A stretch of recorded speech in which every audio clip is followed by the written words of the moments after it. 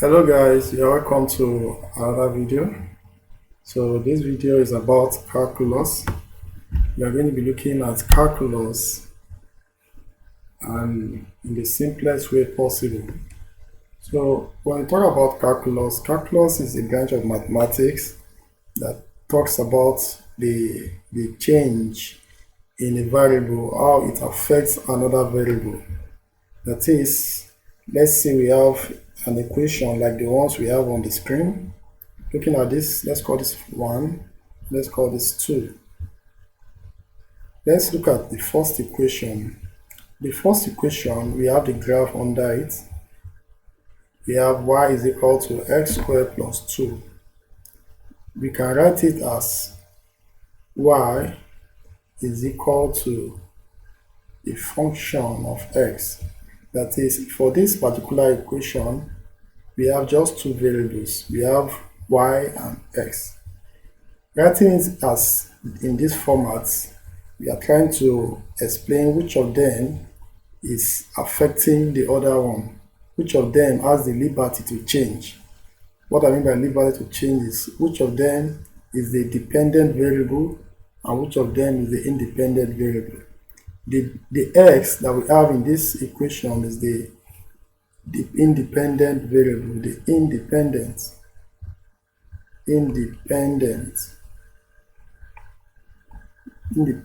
variable,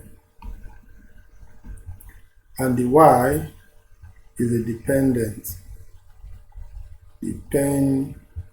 variable. What do I mean by the independent and dependent variable? This is y is equal to y is a function. This is called a function of x. That is, before y will change, x will have to change. So it's s that is affecting the outcome of y. So, and that is why x is independent, and that is why y is called a dependent variable.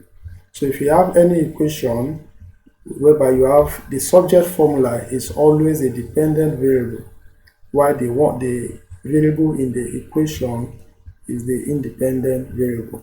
Alright, so we said calculus talks about how a change in one variable affects the other variable. So obviously, since the x is the independent variable, it simply means s will be the one changing, and the change will be affecting the value of y. So, but the purpose of calculus is for us to predict how far the change in one variable can affect the other one, or how little the change in one variable will affect the other variable. Looking at this equation now, we have y is equal to s squared plus 2. Y is equal to s squared plus 2. It's very important for us to get an equation that can help us to predict how will the change in x for this equation be always affect the change in y. That is the purpose of calculus. Calculus helps us to get a definite equation to help us predict how will the change in one variable, how will it always affect the other variable. That is, whenever x change, how will it always affect y. In mathematics, this simplest application of calculus is what we call the gradient, the slope or gradient. Slope or gradient. Slope simply means the measurement of change in y value to the change in the x value. And that is why we have the graph of these two equations. We have the graphs under the equations for the first equation and for the second equation. Okay, so let's look at the first graph now. The first graph is a quadratic graph, obviously, while the second graph is a linear graph. So a linear equation has a linear graph, while a quadratic equation has a quadratic graph. Let's consider the second graph. Looking at the second graph, if you are to get the slope of the second graph, we can get the slope at any 2 points. It's just a matter of just drawing our right angle triangle. At any 2 points, we can get the slope. At any 2 points, just make sure the lines are straight. The lines are straight. So at any 2 points, we can get the variables. So we can draw as many slopes as possible. We have the same slope for this particular graph, meaning that it is a linear graph. So whichever one we decide to use, we are going to get our slope as constant all through. Our slope will be constant. That's for this linear graph, which is for this equation. So there's no problem getting the change in x, how it affects y for a linear equation. But where the problem comes to play is when we are dealing with a quadratic equation or an equation that has more power than 2. We can have an equation as far as x raised to the power of 4. How do we predict the slope? How do we predict the trend of the graph? And that's the purpose of calculus. Calculus helps us to get an equation that will work at every point in time for how a change in one variable affects a change in another variable. So let's look at the second graph now. We already established that it is almost impossible for us to get the slope for this particular graph.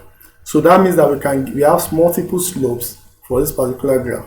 We can decide to draw, in order for us to get a slope for a curve, the slope for a curve can only be determined at just a single point. Let's say we are asked to find the slope of this curve here. You can see this line is a curve. It does not go in this trend continuously. The line keeps bending. It keeps curving all through. So, and that is the reason why you don't have a single value for a slope in a curve. So the slope can only be determined at the point. And in order to get the slope at this point, all we need to do is draw a straight line that passes through that point at just a single that passes through that point. We draw the straight line that passes through the point. So this is our straight line, and we have to make sure that the straight line does not, you have to make sure the straight line passes through the points. I'm having difficulty drawing it. Okay, so this is a straight line. Let me draw it as it's not perfect, but it ought to be a straight line that passes through this point alone. So let's call this point A. So if you want to get another point here, let's call it point B. You have to draw another straight line that passes through this point again. This point B. So if you have to draw another one here, you draw another straight line that passes through this point again. We call it point C. Point C. So it goes like that, and so on and so forth. So this is the point. So you notice that the slope, if you have to find the slope of all these lines, they are not going to be the same thing. The slopes are not constant all through. The slopes keep changing. So that means that we can, if you keep doing this, that means it will never end. And that is the purpose of calculus. Calculus helps us to get a single equation that will define the slope of this graph at any point in time. Alright, so all the straight lines that have been drawn to touch just a single point on this curve, they are what we call the tangents. So the slope can only be determined when you draw a tangent. So, and you can only draw a tangent at a single point.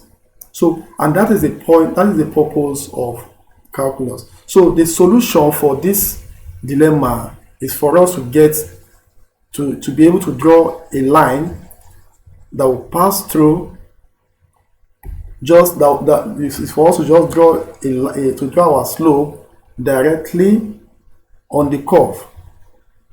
That is the solution. But even this doesn't solve anything, because at the end of the day, this is not a straight line. If you have to draw a straight line, this particular triangle is for a perfect straight line. So which you can see there is a gap here. Which you can see there is a gap here, meaning that this is not a perfect straight line. So it doesn't work again. So, and that is the reason why we have to keep bringing the points closer. We have to keep bringing them closer we have to keep bringing them closer. It still doesn't work because it's still not perfect. We have to keep bringing it closer, close as possible. We keep bringing, as no matter how close we bring it, it's still never, it is, this curve is still never a straight line. This is still never a straight line. It's still a curve. So that means the closest we can ever get in order for us to have a perfect straight line is going to be on the same spot. The closest we can ever go is when we have something like this. This is still very close, but it's still not close enough. So the closest you can come is to be on the same spot. So that is when our changing, you remember that this is the x-axis. So that is when our change in x is equal to 0. That is the closest we can get. And that is what will give us the most accurate value of the slope. And that is the reason why and that is what we always use in differentiation. This is called delta x. So we have to find delta y divided by delta x. So that's what will give us the slope of the graph. Okay, so let's find the equation that will give us the slope for this particular graph now. So let's find the equation that will give us the slope for this particular graph with that analogy. So let's look at this curve here. So let's say we want to find the slope of, let's choose this point here and this point. So we want to find the slope of this curve here. So this is the distance between here, this is delta x, this is delta y. So that means that the original equation for this graph is given as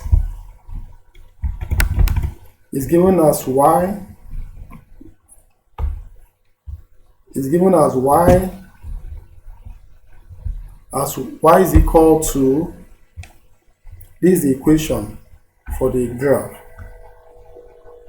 So in order for us to get how the change in x affects the change in y, that means we have to add a small increment to both y and x. So if you're adding a small increment to x, definitely y will also increase. So we square both.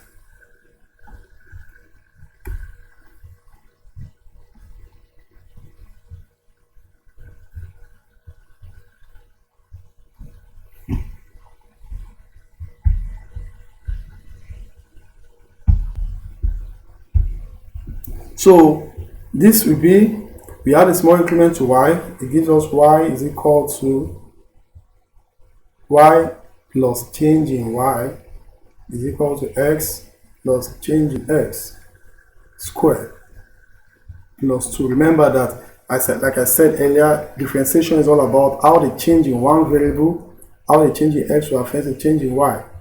So after doing this now, which is what we have on the graph, this will be y plus delta y is equal to, expand this to give us x squared plus 2x delta x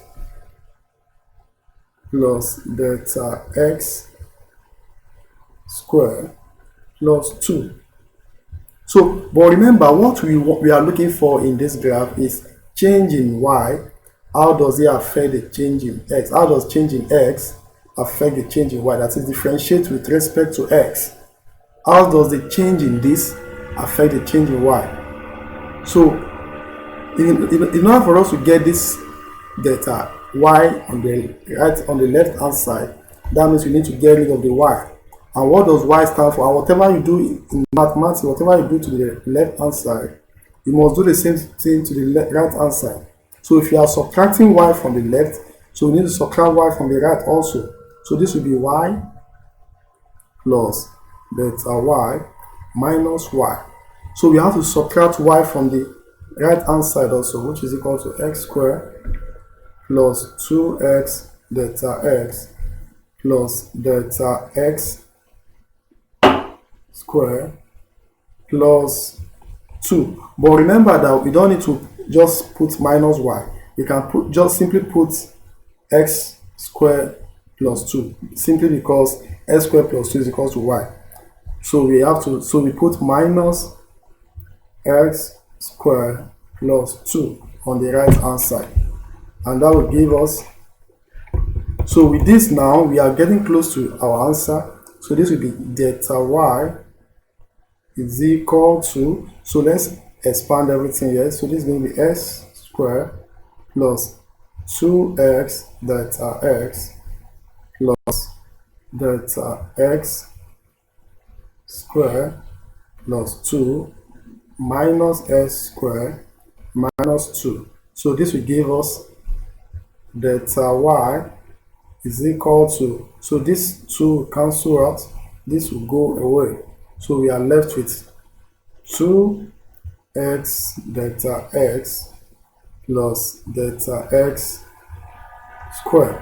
But remember, what we are aiming after is to get the change in y divided by the change in x. So in order for us to do that, we divide all through by changing x, delta x, delta x, delta x, so that this will cancel out. One of this will cancel one of this. So we are having delta y is equal to delta x divided by delta x is equal to 2x plus delta x. But we've still not gotten our final answer, simply because we are still having delta x on the right hand side. So going back to our graph, like I said earlier, in order for us to get the most accurate value of change in y with change in x, that means this needs to decrease further. It needs to keep decreasing. So the farthest it can go is for when there's the change in delta x is equal to 0. And when the change in delta s is equal to 0, it will make this equation to be undefined. This equation will simply become undefined when this is equal to 0. That is the one that will give us the most accurate. And that is the reason why we now say take limit.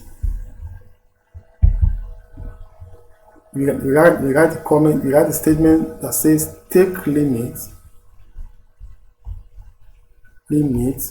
as delta x tends towards 0. So delta y divided by delta x, we now bring an expression that says the y dx. So instead of writing delta y divided by delta x, when we take limit as delta x tends towards 0, so we change this expression to become the y dx. So that means we can simply write for this particular step here, we just simply write dy dx. Remember that delta x is now equal to 0, so it's equal to 2x. So this dy dx that we have here is simply what we call the differential equation of the function. So this equation is what will give us the answer for is the equation of our slope at any point in time on this curve. Is the equation of our slope at any point in time. So that means that we can find the slope of this curve at up to infinity just with this equation, which is the dy dx is equal to 2x. This equation will give us the slope of this graph at every point on this curve. So looking at this question now that says find the slope of the graph when x is equal to 0.5, what we simply need to do is to put our value of x as 0.5 into this equation. So and the y dx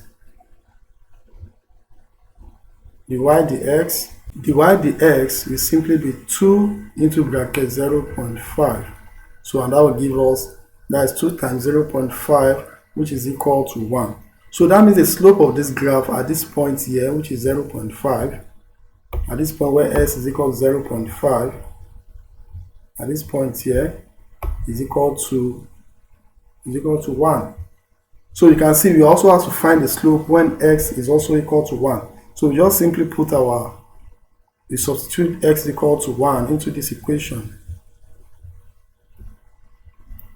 We have the y, the x is equal to 2x. So we put x equal to 1, and that will be equal to 2. So we can go as far as possible once we have the equation that gives us the change in x, how it affects the change in y. So calculus is a very important branch of mathematics because it has wide applications. It has wide applications in engineering, in almost every field of study. A very typical application is this. Look at this formula. This is the formula for the area of a circle. So we can determine an equation that will tell us how the change in r, which is the independent variable, will always affect the change in the area. If you increase the radius of the circle, how will it affect the area at every point in time? So what we simply need to do here is just to get the equation that says the r, that is changing a with respect to r. So, but there is what we call the differentiation formula.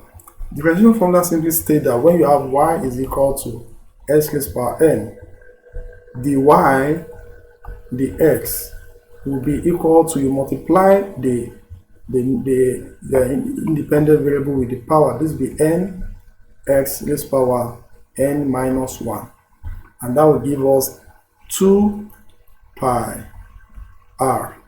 So the r is 2 pi r. So at every point in time, as r is changing, if you want to find how does it affect the change in, how does it affect the area, we simply put our value of r into this equation. So going back to this graph now, so you don't need to have gone through this long method. We can simply use the differentiation formula to solve this. We can use the differentiation formula to solve this here. So this just becomes the y. We simply say the y, the x.